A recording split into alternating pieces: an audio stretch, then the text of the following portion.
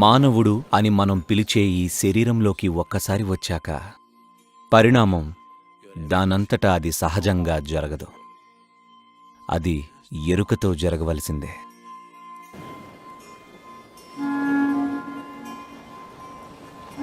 ఎరుకలో జీవించకపోతే ఇక ఇక్కడ్నుంచి పరిణామపరంగా ఎటువంటి ప్రగతి ఉండదు. కోతులు పరిణమించగలవు, కానీ మనిషి పరిణమించలేడు.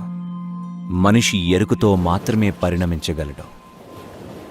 ప్రకృతి ఎక్కడో మీకున్న వివేకం మీద నమ్మకం ఉంచింది. ఆ వివేకం మీద నమ్మకంతోనే మీరు ఉన్నతమైనదే కోరుకుంటారు, కానీ అధమమైనది కాదని నమ్ముతుంది. కానీ మీరు ప్రకృతి నమ్మకాన్ని వమ్ము చేస్తూనే ఉన్నారు, కానీ అది సాధ్యం కాదు. మీరు ఎన్ని రకాలుగా వమ్ము చేసినా మీలో ఎక్కడో ఏదో ఒక గొప్పదనాన్ని కోరుకుంటుంది, అవునా? మిమ్మల్ని మీరు ధనంతోనూ అశుద్ధంతోనూ ఎంత నింపుకున్నా ఆ కోరిక మాత్రం పోవడం లేదు. ఈ కోరిక బాగా బలీయమైనప్పుడే మీరు అన్వేషించడం మొదలుపెడతారు. మీరు అన్వేషించడం మొదలుపెట్టగలిగినప్పుడు మీలో ఉన్నదాన్నే మీ అంతటి మీరు వెతకలేరా? వెతకగలరు, కానీ అది ఒక అజ్ఞాత మార్గం. అది ఒక తెలియని మార్గం. కాబట్టి మీ అంతట మీరు నడిస్తే కొలంబస్కి ఏమైందో మీకు తెలుసు కదా. ఆయన భారతదేశానికని బయలుదేరి అమెరికాలో తేలాడు. అది ఒక తెలియని ప్రయాణం, అవునా? అనుకోకుండా అతను ఈ ఖండంలోకి వచ్చి పడ్డాడు. ఒక చోటు కనుకొని వేరే చోట తేలిన వాళ్ల గురించి మనం వింటూ ఉన్నాం, కానీ ఎక్కడా తేలని వాళ్ల గురించి మీకు తెలుసా? విన్నారా? ఓడల్లో బయలుదేరిన వేల మంది ఎక్కడా ఎప్పటికీ తేలలేదు. ఇలా ఒక తెలియని మార్గంలో ఎటువంటి మార్గనిర్దేశం లేకుండా బయలుదేరితే ఇదే జరుగుతుంది. కొలంబస్ ఇక్కడికి వచ్చాడు కాబట్టి ఇప్పుడు యూరప్ నుంచి అమెరికాకి మార్గం సులువైంది. ఎందుకంటే అతని మూలంగా ఇప్పుడు ఈ మార్గం వెలుగులోకి వచ్చింది కదా. అదేవిధంగా మీరు గురువుని ఆశ్రయించేది కూడా ఆయన అక్కడకు చేరాడు కాబట్టే.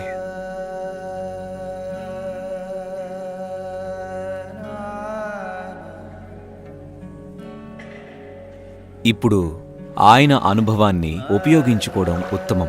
నాకు నేనుగా ప్రయత్నించకూడదా అంటే ప్రయత్నించొచ్చు, కానీ దానికి మీకు ఎన్ని జీవితకాలాలు అవసరమవుతాయో చెప్పలేం. అది అసాధ్యమని కాదు, మీరు కేవలం ఒక్క క్షణంలోనే చేసేయవచ్చు. మీరు అక్కడికి చేరుకోవచ్చు కూడా. మనకు తెలియదు, కానీ 99% మంది ప్రజలు దీనిలో దారి తప్పి కొట్టుకుపోతారు. అందుకనే మీ జీవితంలోకి ఒక గురువు వచ్చేది.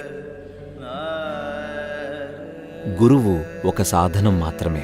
గురువు ఒక వ్యక్తి కాదు, అది సరిగ్గా అర్థం చేసుకోవాలి. నన్ను ఒక వ్యక్తిగా కంటే ఎక్కువగా అనుభూతి చెందడంలో మీలో ఎప్పుడైతే మొదలవుతుందో అప్పుడు మాత్రమే నేను గురువుని. అప్పటి వరకు నేను గురువుని కాదు.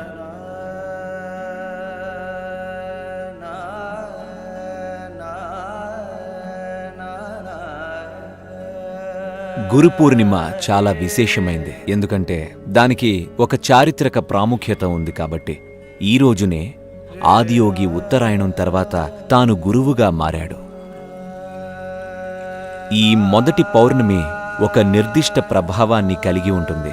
సాధారణంగా ఈ రోజుని అనుగ్రహానికి అనుకూలమైందిగా భావిస్తూ ఉంటారు. ఆ రోజునే మొదటి గురువు బోధించడానికి నిర్ణయించుకున్నారు. కాబట్టి ప్రతి మానవుడు ఈ రోజును గుర్తు చేసుకోవడం ఎంతో అవసరం. ఎందుకంటే అందరూ తమ పరిమితుల్లోనే జీవిస్తారు. తన శరీరం, మనసు, సామాజిక కట్టుబాట్లు, నిందలు, ఇలాంటి వాటిల్లో వీటన్నిటినీ దాటి వెళ్ళగలడన్న విషయాన్ని ప్రతి మానవుడు తెలుసుకోవడం ఎంతో అవసరం. దాన్ని గుర్తు చేయడమే గురు పౌర్ణమి ముఖ్య ఉద్దేశం.